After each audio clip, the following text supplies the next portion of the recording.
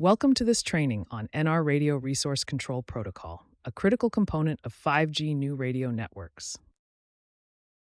RRC, which stands for Radio Resource Control, is a Layer 3 protocol that manages the control plane signaling between user equipment and next-generation Node B in 5G networks.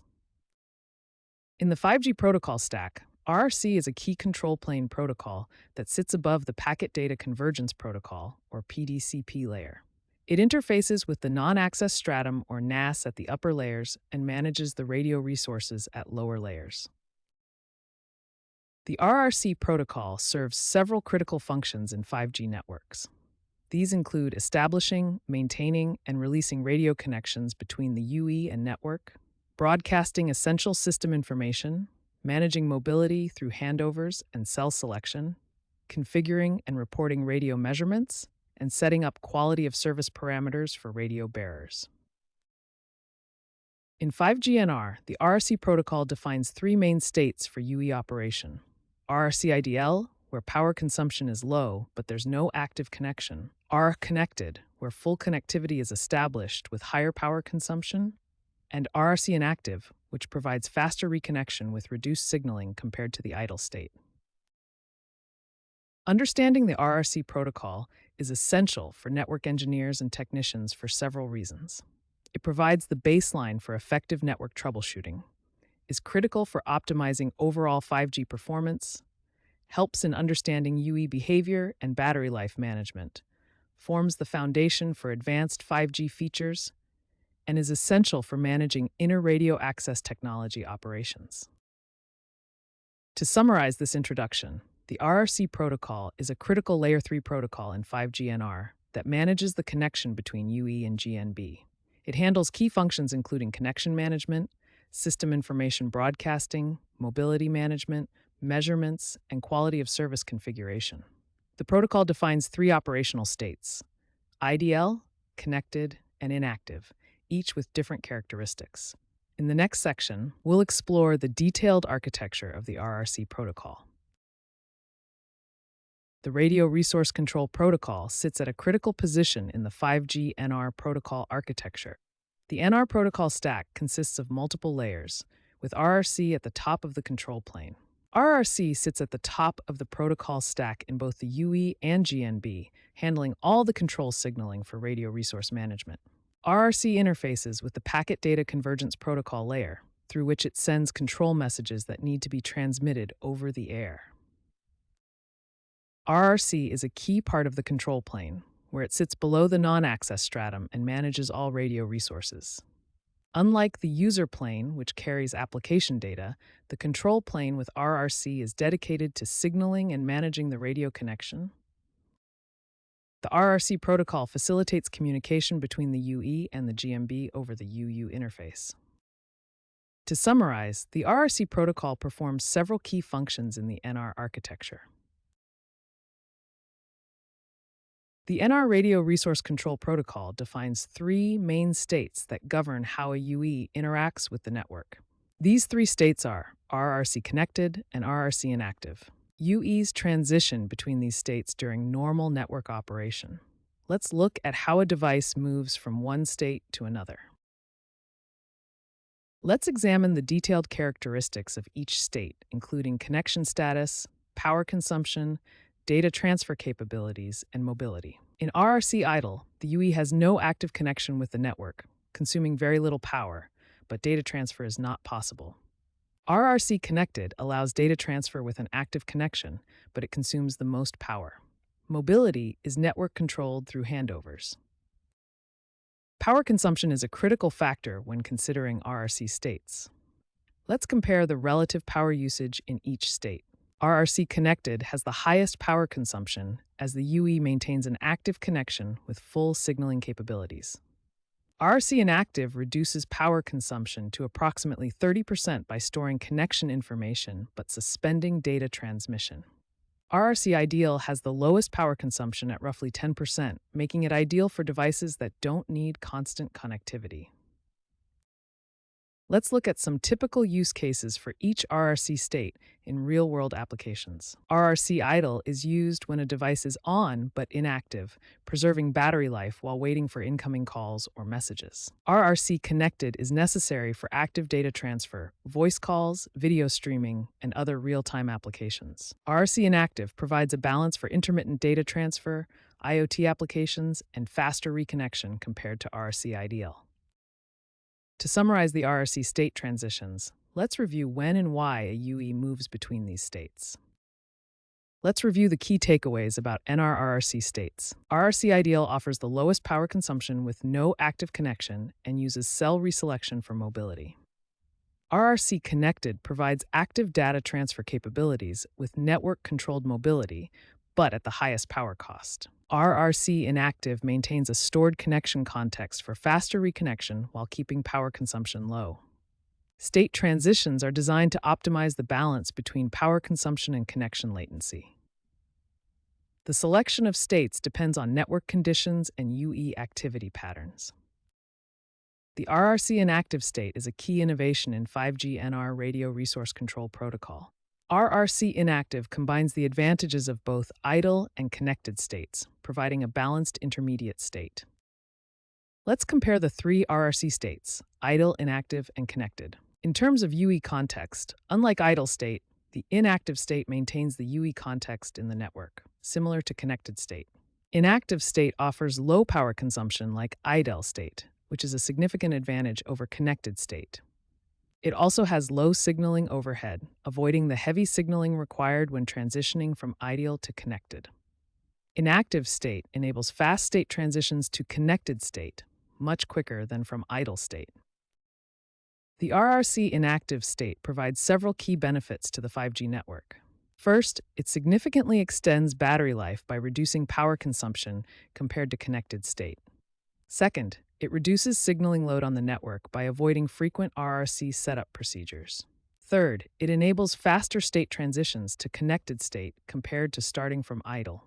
Finally, it maintains UE context in the network, allowing for quick resumption of data transfer. Let's examine how UEs transition between different RRC states. Traditionally, UEs move directly between idle and connected states.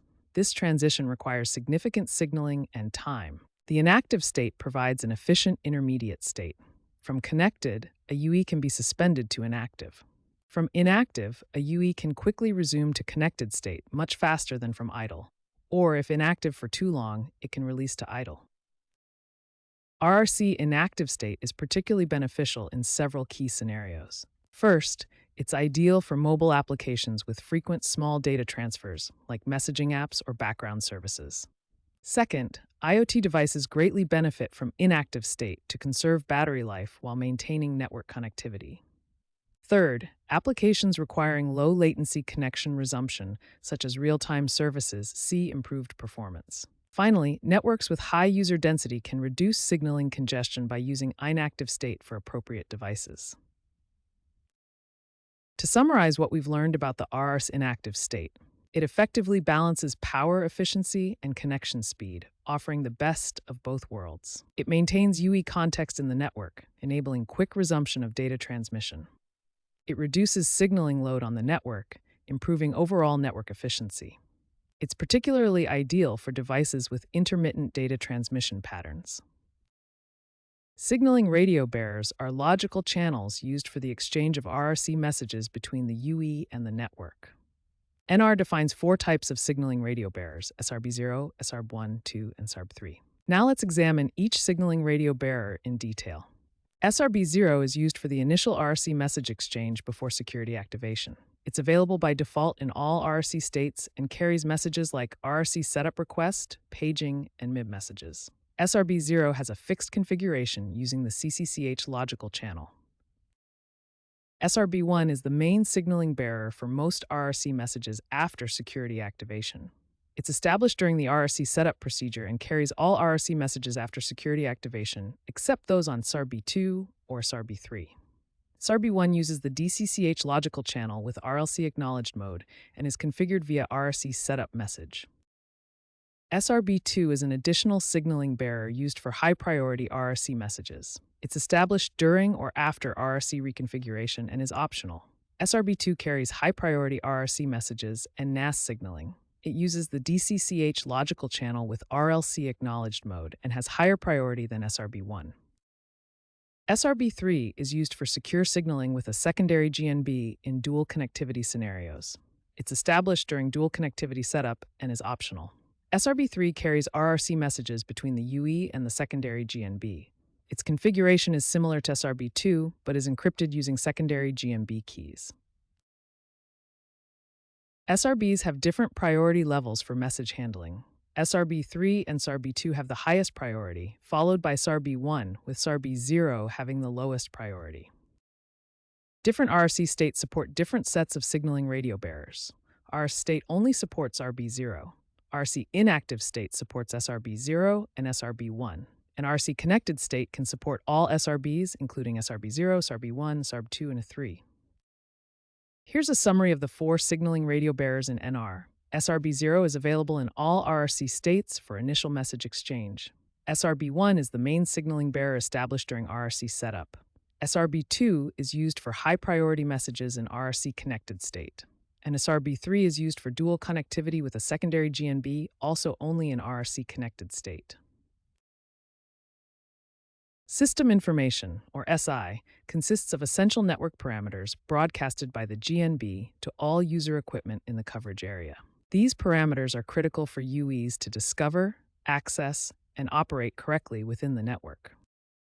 In 5G NR, system information is divided into 2 main categories, minimum SI and other SI.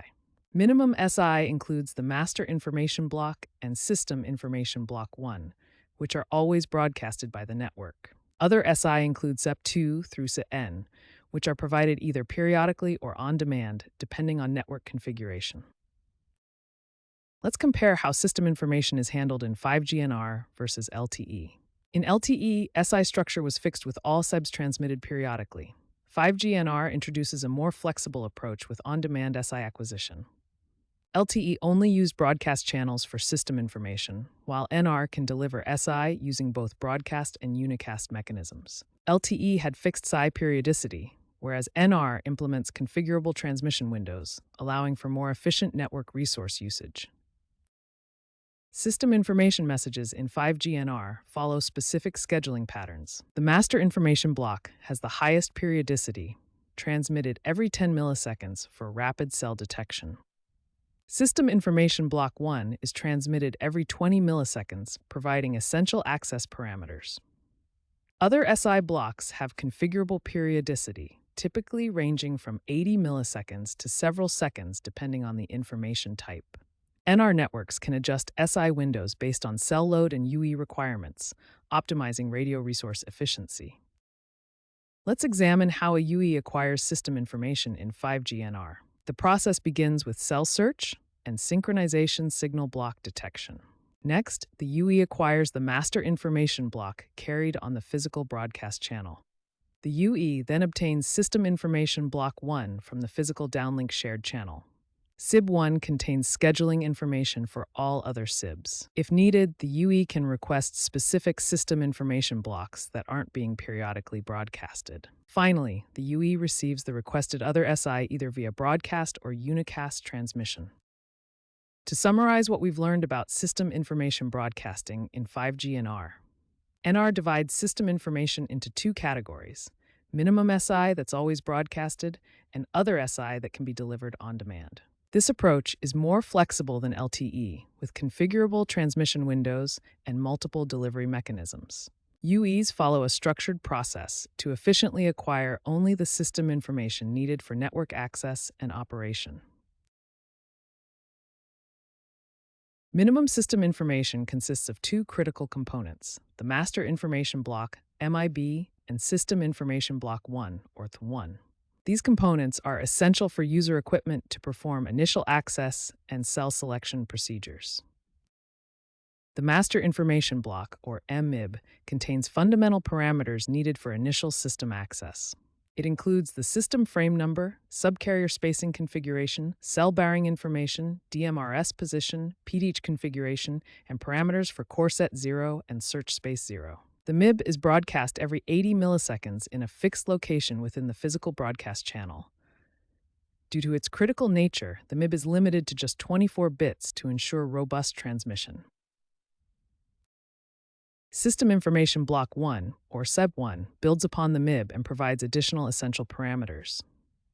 SIB1 contains comprehensive information including cell identity, PLMN identity, cell selection parameters, access control mechanisms, and scheduling information for other SIBs. It also includes 5G NR-specific parameters, RACH configuration, and initial bandwidth part information. SIB1 is transmitted with a periodicity of 160 milliseconds using PDH resources.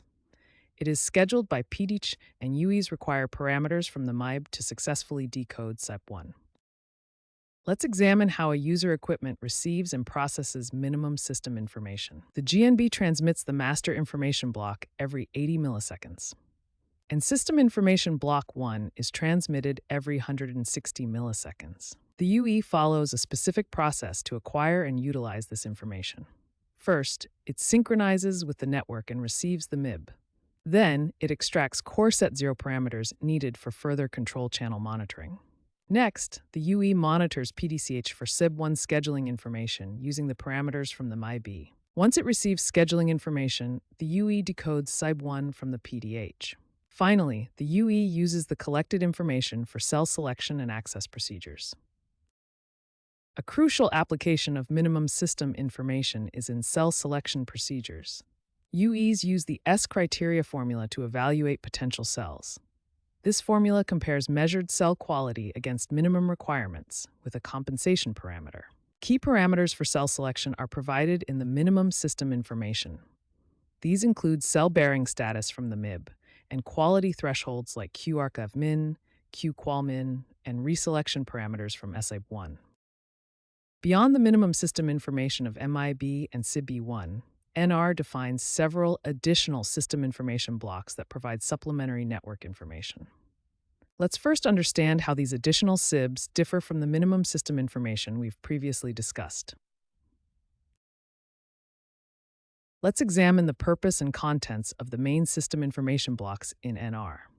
Each SIB carries specific information needed by the UE for different network functions.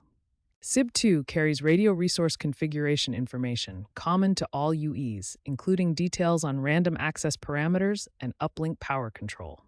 SIB3 contains cell selection and reselection parameters for intra-frequency operations, while SIB4 provides similar information for neighboring frequencies. Additional SIBs contain information for inter-RAT cell reselection, emergency services, positioning support, and other specialized network functions. The network configures which SIBs are broadcast based on its capabilities and services. NR introduces flexibility in how system information is delivered to UEs. Let's compare the two main acquisition methods, periodic broadcasting and on-demand delivery. Periodic broadcasting follows a similar approach to LTE, where SIBs are transmitted at regular intervals. In contrast, on-demand SI acquisition allows UEs to request specific SIBs only when needed, which helps conserve network resources. Let's examine the on-demand system information acquisition procedure, which is a new feature introduced in 5G NR to optimize network resources. The process begins when the UE determines which SIB it needs. SIB-E1 contains a scheduling bitmap that indicates which other SI blocks are available and whether they are provided through periodic broadcasting or on-demand delivery. To request on-demand SI, the UE sends an SI request using either a dedicated RACH preamble or as part of a standard contention-based random access procedure. The network then schedules the requested SI blocks for delivery. The UE monitors the PDCCH for DCI format 10 messages addressed to the SINTI, which indicate when and where the requested SI will be transmitted. Finally, the UE receives and processes the requested SEBs from the PDSCH. The network may configure a window during which the UE should monitor for the requested SI following an SI request. To summarize, on-demand SI acquisition offers significant advantages in reducing signaling overhead compared to periodic broadcasting. However, the UE must correctly interpret SIB 1 to determine which SIBs are available and how to request them. Now we'll explore the RRC connection establishment procedure, which is a critical process for connecting a UE to the 5G network. The procedure involves a three-way message exchange between the UE and the network. First, the UE initiates the connection by sending an RRC setup request message. The UE includes a randomly generated identity, an establishment cause indicating the reason for connection, and the selected PLMN identity. The network responds with an RRC setup message, which contains essential configuration information. This message includes cell identity information, radio resource configurations, and settings for signaling radio bearer 1, which will be used for further RRC signaling. Finally, the UE confirms the connection by sending an RRC setup complete message. The RRC setup complete message contains the UE's selected PLMN identity, dedicated NAS information, and optionally UE capability information. The RRC connection establishment procedure has specific timing requirements that impact its performance. The UE starts timer T300 when sending the RRC setup request and expects a response before this timer expires, typically within 1,000 milliseconds. In optimal conditions, the entire procedure can complete in 60 to 100 milliseconds. Several failure scenarios can occur during the RRC connection establishment procedure. If timer T300 expires, the UE will retry the procedure up to N300 times. The network may also reject the connection due to congestion or access barring. Poor signal quality or authentication failures can also prevent successful connection establishment. Upon successful completion of this procedure, the UE transitions from RRC idle state to RRC connected state, enabling further communication with the network. RRC connection reconfiguration is the primary mechanism by which the network modifies existing RRC connections. This procedure is critical for adapting connections to changing network conditions and updating the UE's behavior based on the network's needs. Let's examine the basic message flow between the UE and GNB during the reconfiguration process. The GNB sends an RRC reconfiguration message to the UE. After processing and applying the changes, the UE responds with an RRC reconfiguration complete message. The RRC reconfiguration message has a structured format with several key components. It begins with message type identification and a transaction identifier, followed by critical extensions that must be understood by the UE. The message contains several key configuration sections. Radio bearer configuration defines the logical channels for data transmission. Secondary cell group configuration enables carrier aggregation for increased bandwidth. Measurement configuration specifies what and how the UE should measure radio conditions. Additional parameters may include mobility configurations, security updates, and various other connection parameters. When a UE receives an RRC reconfiguration message, it follows a specific process to handle the instructions from the network. First, the UE validates the integrity and completeness of the received message. Then, it applies all the configuration changes specified in the message, which may involve modifying radio bearers, updating measurement configurations, and more. If all changes are successfully applied, the UE sends an RRC reconfiguration complete message back to the network. However, if the UE encounters errors during the process, it typically initiates connection reestablishment procedures. Importantly, the UE must send its response within the expiry of the T304 timer, which defaults to 500 milliseconds. RRC reconfiguration is used in several common scenarios. Let's examine the most important ones.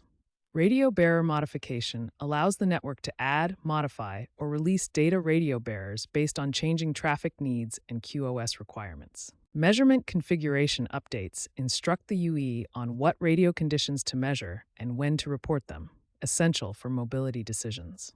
Handover execution is perhaps the most critical use, where reconfiguration carries the target cell information to transfer the UE seamlessly. Security configuration updates allow the network to refresh security keys and algorithms to maintain connection security throughout the session. There are several important technical considerations with RRC reconfiguration. Reconfiguration messages may trigger Layer 2 and Layer 1 resets, affecting the data plane.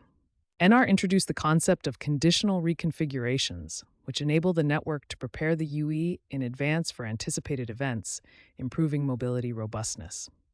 The network must always monitor for successful completion or failure of reconfiguration procedures to maintain connection integrity.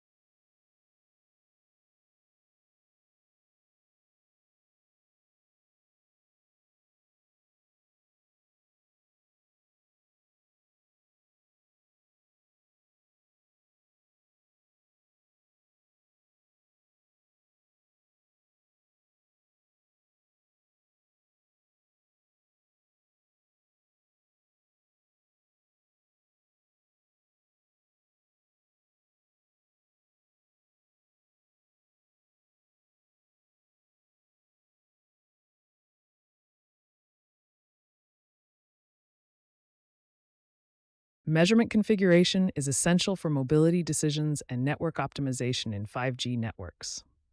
The network uses RRC signaling to configure how the UE performs and reports measurements. Measurement configuration consists of four key components. First, let's look at measurement objects. Next, the reporting configuration determines when measurements are reported and what information to include. The measurement identity links a specific measurement object with a reporting configuration. Finally, the quantity configuration defines what signal qualities to measure and how to filter the measurements. Let's look at how these components work together to create a complete measurement framework. The measurement framework enables the network to configure UEs to measure specific cells or frequencies. The network sends measurement configuration in an RRC reconfiguration message. The UE then performs the configured measurements and reports results back to the network. Let's look at the common event-triggered reporting criteria used in 5G NR. Event-triggered reporting is used to optimize when the UE sends measurement reports to the network. Event A1 triggers when a serving cell's quality becomes better than a threshold. Event A2 triggers when a serving cell's quality becomes worse than a threshold. Event A3 is the main handover event, triggering when a neighbor cell becomes offset better than the serving cell. Event A4 triggers when a neighbor cell becomes better than an absolute threshold. Event A5 triggers when the serving cell becomes worse than one threshold and a neighbor becomes better than another threshold. Now let's look at the different quantities that can be measured in 5G NR. There are several key measurement quantities used in 5G NR. Reference signal received power, or RSRP, measures the linear average power of resource elements carrying reference signals. Reference signal received quality, or RSRQ, is the ratio of RSRP to the total received power in the measurement bandwidth. Signal to interference plus noise ratio, or SINR, measures the ratio of signal power to interference plus noise power. Let's summarize the key points about measurement configuration in NR RRC. Measurement configuration is a critical part of NR RRC protocol. The network configures UE measurements through RRC signaling. This includes defining measurement objects, reporting configurations, measurement identities, and quantity configurations. Event-triggered reporting optimizes signaling efficiency. RSRP, RSRQ, and SINR are the key measurement quantities. All these elements work together to enable mobility decisions and network optimization. Measurement reporting is a critical function where UEs provide network condition data to the base station. There are two primary reporting mechanisms in 5G NR. Event-triggered reporting occurs when specific network conditions are met, while periodic reporting happens at regular intervals. Measurement report events are categorized into A events for intra-NR measurements and B events for inter-RAP measurements. A events include A1 through A6, each with specific triggering conditions. For example, an A3 event triggers when a neighbor cell becomes offset better than the serving cell, which is often used for handover decisions. B events handle inter-rat measurements. B1 triggers when a neighbor rat cell exceeds a threshold, while B2 triggers when the serving cell drops below one threshold and a neighbor rat cell exceeds another. Measurement reports have a standardized structure containing the measurement identity, serving cell measurements including RSRP, RSRQ, and SINR values, neighboring cell measurements, and optional location information.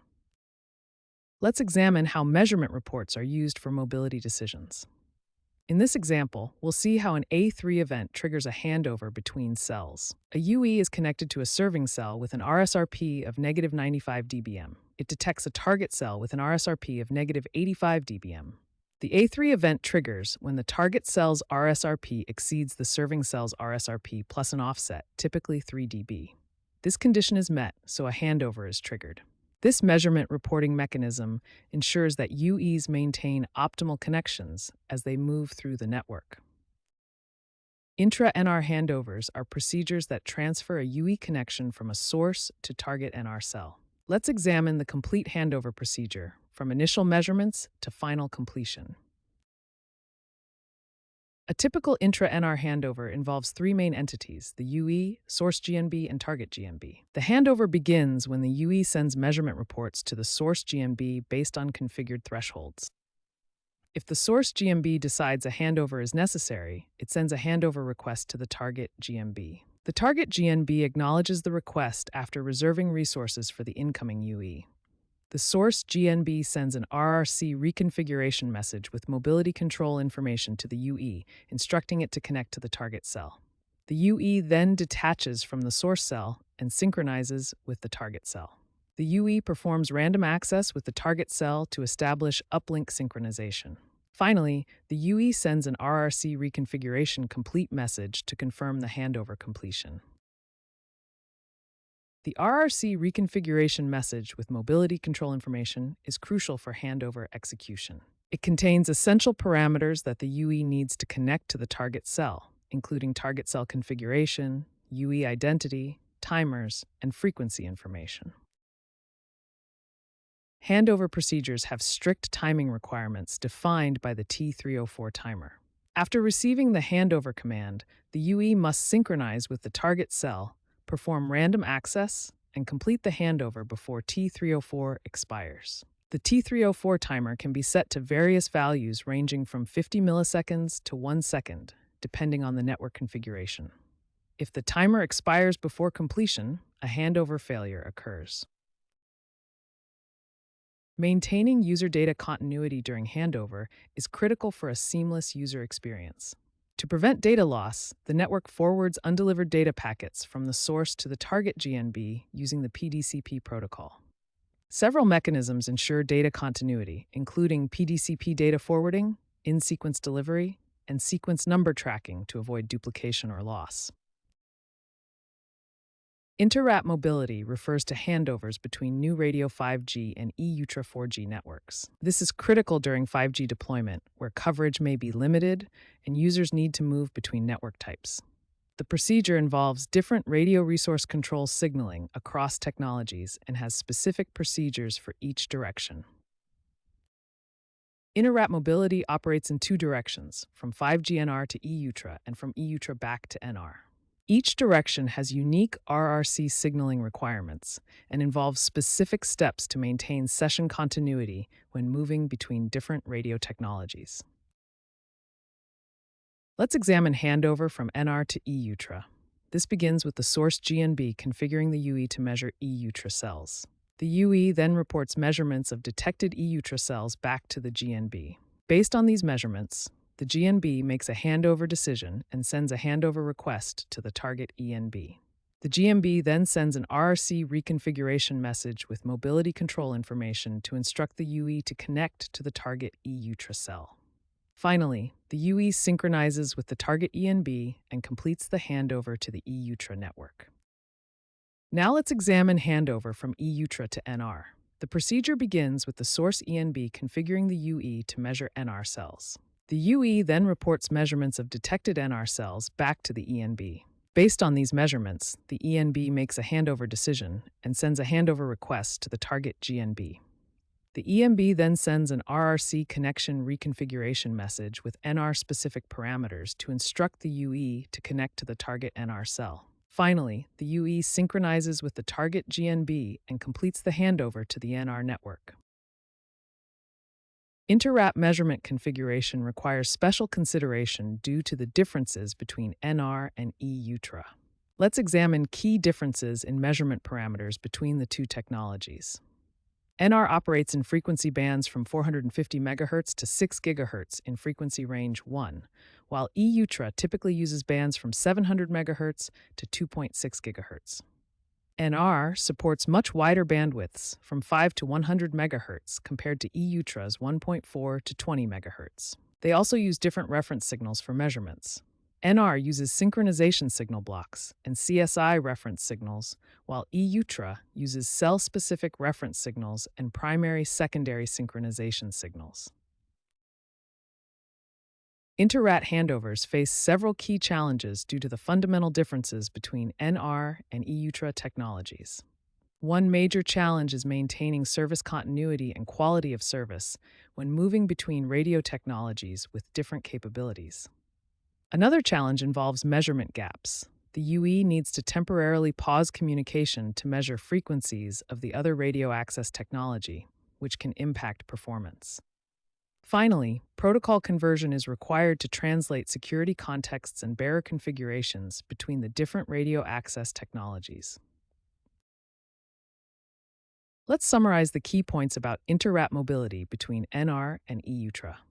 Inter-RAP mobility is critical during 5G deployment phases when coverage is partial. These handovers require special measurement configuration to account for the differences between technologies. Both directions, NR to E-UTRA and E-UTRA to NR, have unique procedures that must be followed. Different RRC messages are used based on the direction of handover. Ultimately, seamless mobility requires careful network planning and optimization to ensure a good user experience. The network needs to understand a UE's capabilities to optimize connections and resource usage. This knowledge allows the network to optimize radio resource allocation based on what the device can handle. It also enables the network to activate advanced features only when the UE supports them. The UE and network exchange capability information through RRC signaling. The UE capability transfer procedure consists of two main messages. First, the network sends a UE capability inquiry message requesting specific capability information. Then, the UE responds with a UE capability information message containing its capabilities. The capability inquiry contains the RAT type and specific filters for the requested capabilities. The UE responds with detailed capability information for the requested radio access technologies. UE capability information is organized in a hierarchical structure. The main categories include RF parameters, physical layer capabilities, baseband processing capabilities, and MIMO support. RF parameters include supported frequency bands, band combinations, and bandwidth classes. Baseband processing capabilities are particularly important as they define the maximum throughput the UE can support. MIMO capabilities determine how many data streams the UE can receive simultaneously, affecting peak data rates. When a UE reports its capabilities, they contain all possible features the device supports. The network applies filtering to focus only on capabilities relevant to its deployment. This filtering process creates a network-specific view of UE capabilities, focusing on bands, configurations, and features available in the network. The filtered capabilities are stored in the network database for the duration of the UE's connection session.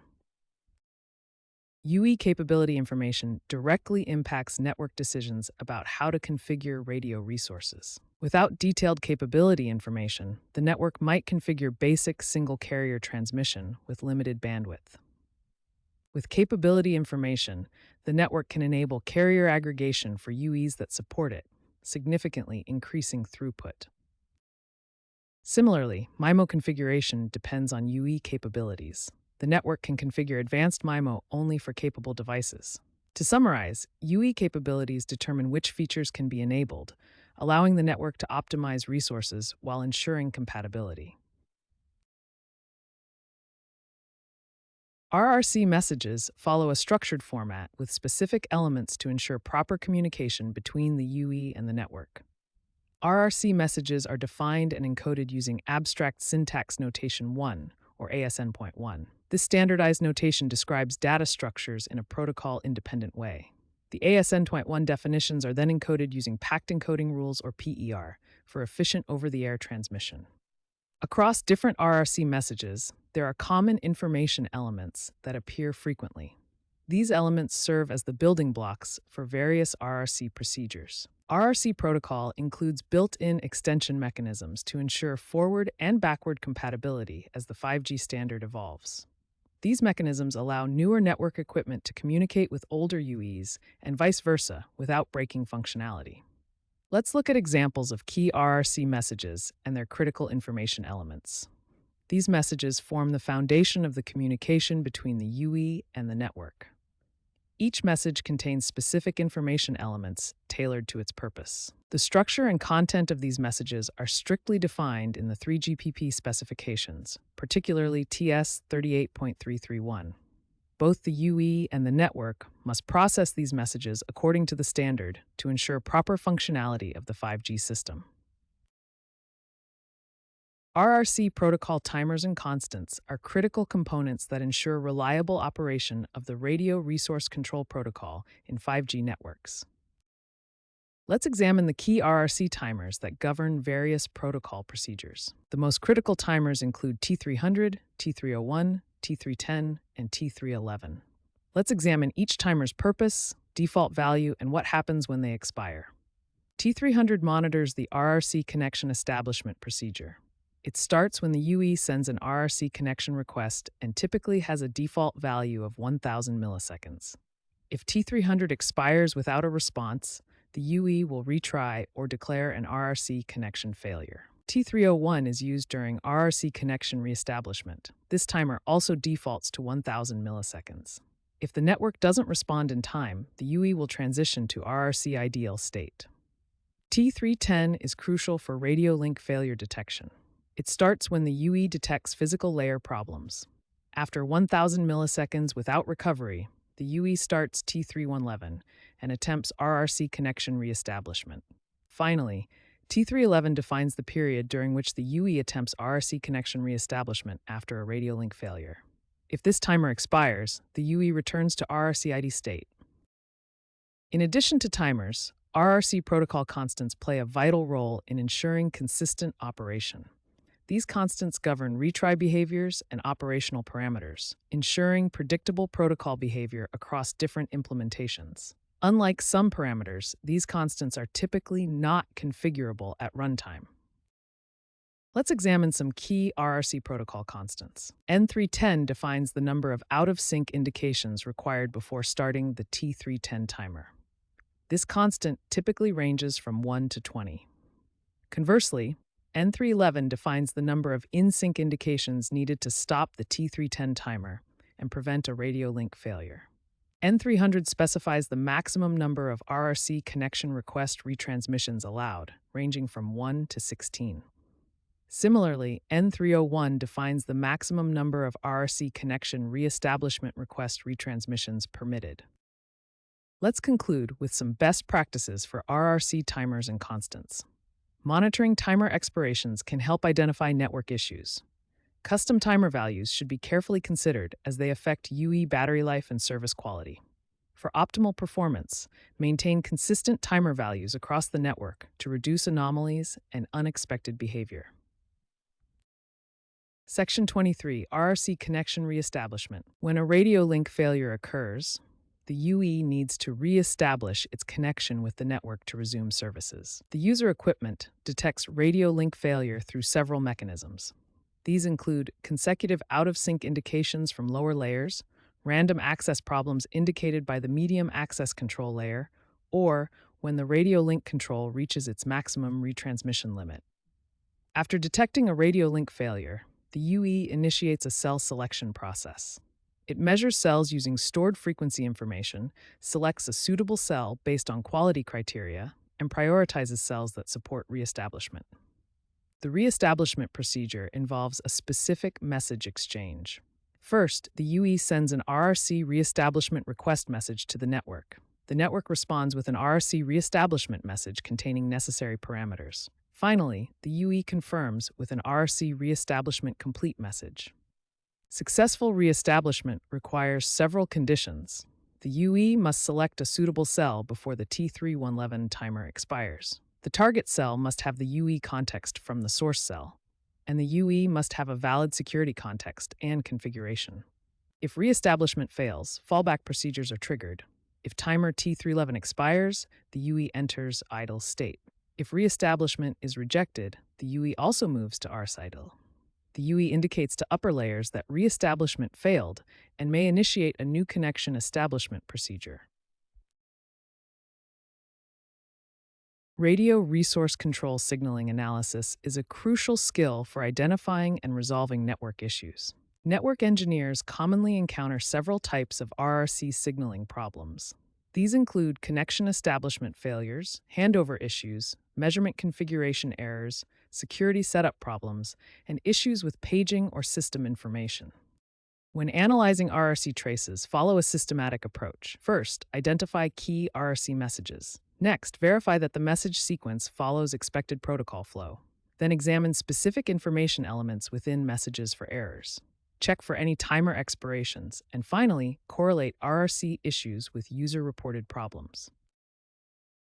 When analyzing connection establishment failures, first look at the RRC setup request message from the UE.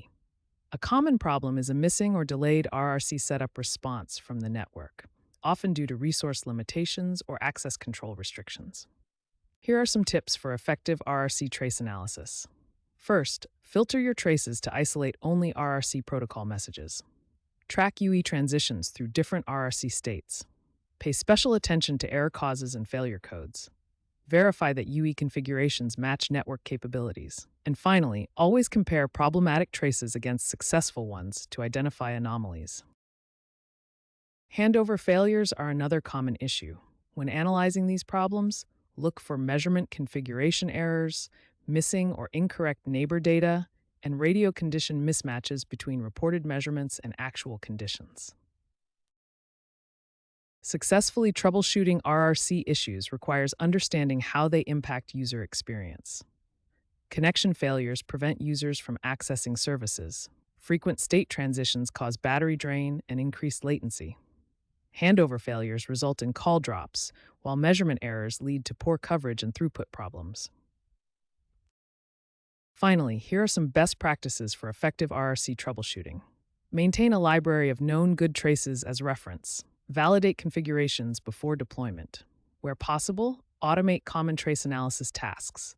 Always correlate RRC issues with other protocol layers.